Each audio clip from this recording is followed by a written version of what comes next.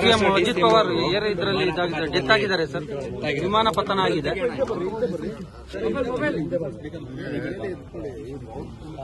ಬೆಳಿಗ್ಗೆ ಬಹಳ shocking news. ವಿಚಾರ ಹಿರಿಯ ನಾಯಕರು ಯಾವಾಗಲೂ ಕೂಡ ಪಾಸಿಟಿವ್ ಆಗಿ ಆಲೋಚನೆ ಮಾಡ್ತಿದ್ರು. ನನಗೆ ಪಾರ್ಟಿ ಬಿಟ್ಟು ತಿರ್ಗಾ ಹೋಗಿ ತಿರ್ಗಾ ವಾಪಸ್ಸು ಇದೆಲ್ಲ ಆದಾಗ ಸ್ವಲ್ಪ ಮನಸ್ಸು ನೋವಾಗಿತ್ತು. ಅವ್ರ ಪೊಲಿಟಿಕಲ್ ಭವಿಷ್ಯದ ಬಗ್ಗೆ ಅವರು ತೀರ್ಮಾನ ಮಾಡಿದ್ದಾರೆ. ಅದು ನಾನು ಬಗ್ಗೆ ಚರ್ಚೆ ಮಾಡಿಕೊಂಡಿಲ್ಲ. ಬಟ್ ಬಹಳ ಪ್ರೋಗ್ರೆಸಿವ್ ಲೀಡರ್ ಅವರು.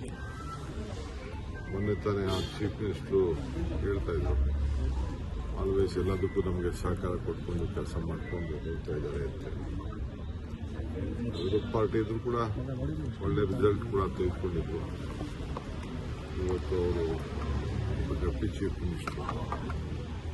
ಸೊ ಇವತ್ತು ಅವರು ನಮ್ಮಿಂದ ದೂರ ಆಗಿದ್ದಾರೆ. ಅವರ ಆತ್ಮಕ್ಕೆ ಶಾಂತಿ ಸಿಗಲಿ, ಅವರೆಲ್ಲ ಕುಟುಂಬದ ನ್ಯಾಯಗಳಿಗೆಲ್ಲ ಏನು ದುಃಖವನ್ನು ಬರೆಸುವಂಥ ಶಕ್ತಿ ಸಿಗಲಿ. ಜೊತೆಗೆ ಇಲ್ಲೂ ಕೂಡ ಅವ್ರ ಕುಟುಂಬದವರು ನಮ್ಮ ಬೆಂಗಳೂರಿನಲ್ಲೂ ಕೂಡ ನೆಂಟಸ್ಥಾನ ಬೆಳೆಸಿದ್ದಾರೆ.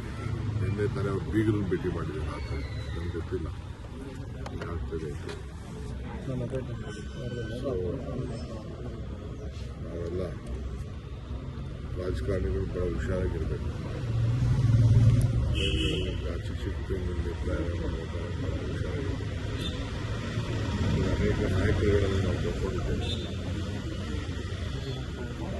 ಸ್ಪೀಕರ್ ಆಗಿದ್ದವರು,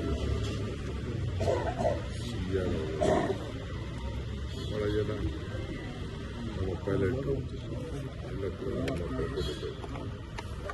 ಹುಷಾರಾಗಿರಬೇಕು ಅಂತ ನಾನು ಭಾವಿಸ್ತೀನಿ. ತಾಂತ್ರಿಕ ದೋಷ ಅಂತೀರಿ? ನನಗೇನ್ರಿ ಗೊತ್ತು.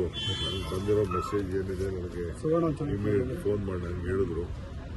ನಮ್ಮ ಸೋಷಿಯಲ್ ಮೀಡಿಯಾವರು ನನಗೆ ತಿಳಿಸಿದ್ರು. ಬೇರೆ ನನ್ನ ಫ್ರೆಂಡ್ಸು ಕೂಡ ಬಾಂಬೆಯಿಂದ ಫೋನ್ ಮಾಡಿ ಇಮಿಡಿಯೇಟಾಗಿ ತಿಳಿಸಿದ್ರು.